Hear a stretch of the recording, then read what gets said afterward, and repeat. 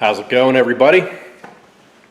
Today I'm going to do a little review on my carry-on 5x8 utility trailer.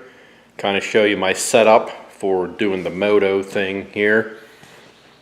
This is from Tractor Supply right there. This is a 2022 carry-on right there. Carry-on, 2-inch ball required,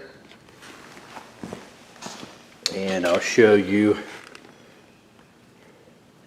the spec decal there. 2,000-pound axle, that's the max you can tow with it, and it has 13-inch rims on it with a 175/80 tire, which I'll show you right there. And these tires, I'll show you the tread. It might be tough to see. If you can see, the center is actually worn down pretty good. They're going to be ready for new tires very shortly. Part of the reason they wore in the middle is I made the mistake of not checking the inflation when I brought it home, and at Tractor Supply, whoever inflated them right off the bat, they were, to me, way over inflated. I just recently took them down to 40 pounds. They were well over 50, and from the highway use, I use this running to camp, which is an hour away, about 66 miles up and back. So these tires total are right around about 750 to 800 miles on them, and they are definitely going to need replaced here probably in the next 100 miles. I'm going to have to get a set. They are High Run Tires is the brand that is on there that comes with it. One thing I want to show, well, let's get to this.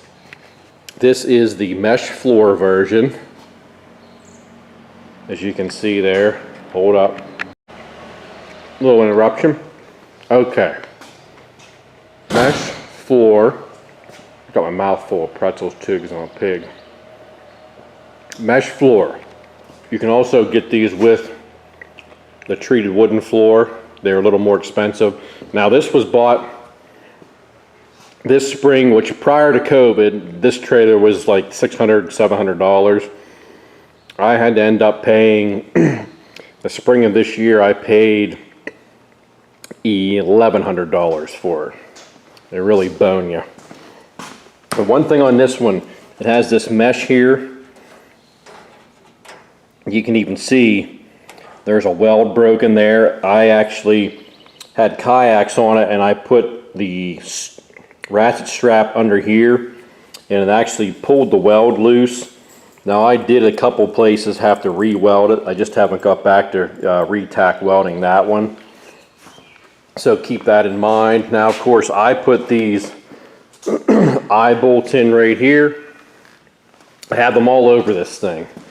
I have one there toward the middle, one there, one in the corner, one in the middle, one there. So reason being they are all over this, I use this basically 80% dirt bikes, motorcycles, dual sport type deal, and 20% kayaks. So when I have a bike in the middle, I tie down right over corner. You can see a strap here already. That's my tie down. Now if I haul two bikes and I have one here, one on the other side, of course you need the eyelet in the middle so you can strap both bikes. Now I do have this one here. If I haul the KLR 650, it's a much heavier bike than your standard dirt bike or the KLX 300 or the KTM 350. So I prefer to run the handlebar strap down to that one back a little bit farther. It seems to hold the bike a little better, and then one over to the middle. Now, if you'll notice, I added these on here. This is 2 pieces of angle welded to a piece of angle about 6 inches long right there, then bolted on just to hold the kind of a wheel chock. I have 1, 2, 3. Now, of course, you can't haul 3 bikes side by side. I have the one in the middle. If I'm hauling solo, I put the bike in the middle. If I'm hauling 2 or 3 bikes, 2 bikes, 1 here, 1 over here, 3 bikes, 1 here, 1 over here, and then we reverse the 3rd bike and just put it against this middle rib on the trailer, and thus I have tie down straps back here.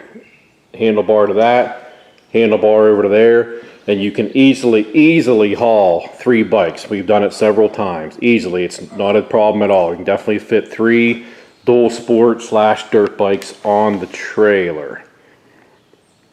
Now, up front here, that tongue jack, the wheel, that's extra. That does not come with it. I put that on there.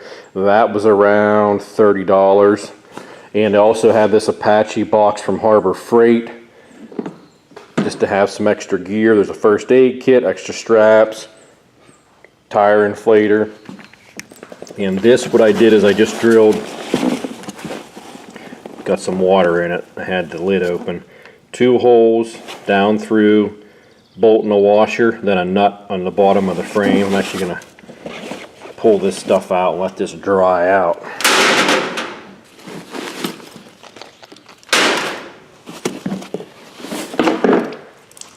There we go. Get that muck out of there. Screwdriver laying in there. Hey, another thing I want to show you. The paint / coating they put on these things is terrible. This fender right here, you see how that is all chips. That's all stone chips. That was all done with 1 trip on a state forest stone coated road behind my wife's Jeep Cherokee. And that was only about a 20-mile round trip, and it basically obliterated the paint on the front of those. So keep that in mind, because you may want to put paint protection film on there. If I would have known it was going to be this bad, I would have put paint protection film on the front of that. Now, of course, I'm just going to kind of scuff it down and probably put some chip guard or bed liner on it. So that is very cheesy. And the other thing you want to keep in mind is don't strap to the floor, because you will pop those welds loose. The ramp. Now, this ramp is not removable on this due to the way they attached the mount brackets here. And I'm going to kind of show you, because what I did is I made my ramp removable. So let me get the camera situated here.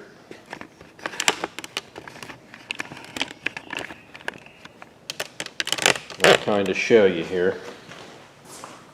Just pull your pin, typical for your ramp.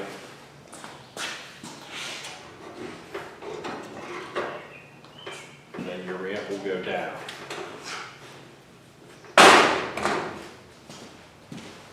Now,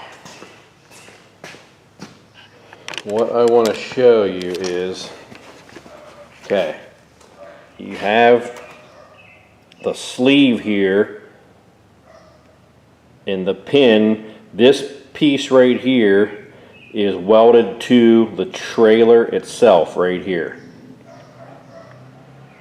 And you have the sleeve on the ramp. And what they do from the factory is they have both pins like this one with the shaft facing in. So what they do is they put the pin in the sleeve, put it up to the trailer, weld it all on. So you cannot remove the ramp. Now what I did was I kept that one on there, and I came over to this side, and what I did was I cut these 2 pieces off. They were this way, and I swung them around and reversed it. So now you can see my pin here is facing outward, and that one is facing toward me. So the whole trailer, the whole ramp now will slide like that. You can see, and watch, I'll push it on there. And you do have grease fittings. They do give you grease fittings on the end of this. So now I can just grab this ramp and slide it off and drop it on the ground.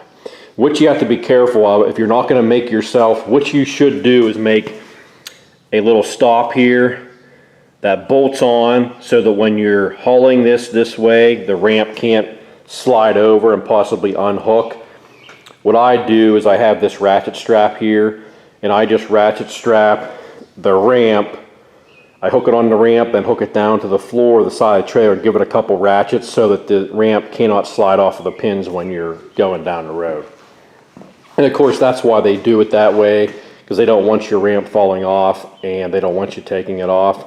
But the reason I do that is to haul the kayaks, and what I did is I took a piece of angle here and I put little holes for the pins right there, and I take it and I lay it. It goes on like that, and of course it's not on there correctly right now, but you take it, put it just like that, and over here, same thing. If I can do it without it falling down, that pin's out slightly, but you can see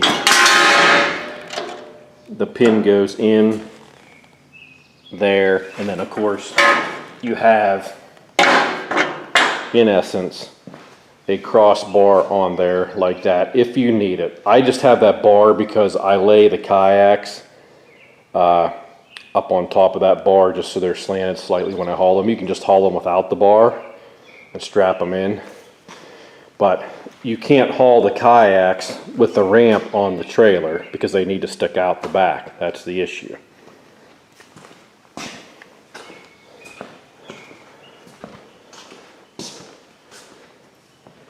So now I do not have, it may have on Tractor Supply or maybe possibly Carry On website.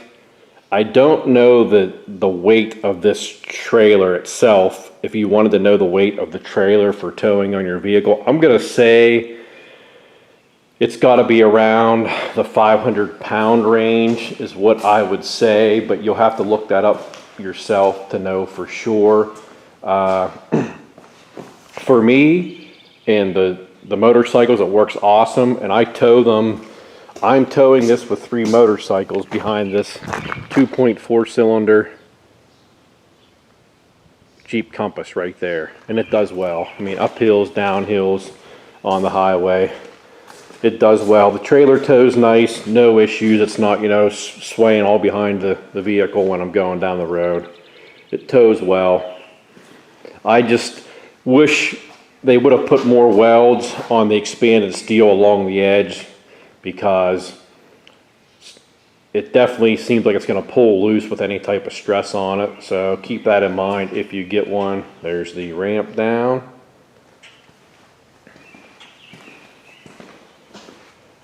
And the coating, like I said, if you're going to do a lot of hauling on any shale roads or you have a camp in the middle of nowhere, I would put some paint protection film on the front of that. I mean, you can see this one is just as bad as the other side. And this does not tilt up here. It just has the rear ramp on it right there. All right, there you go. My little trailer set up for hauling the motos.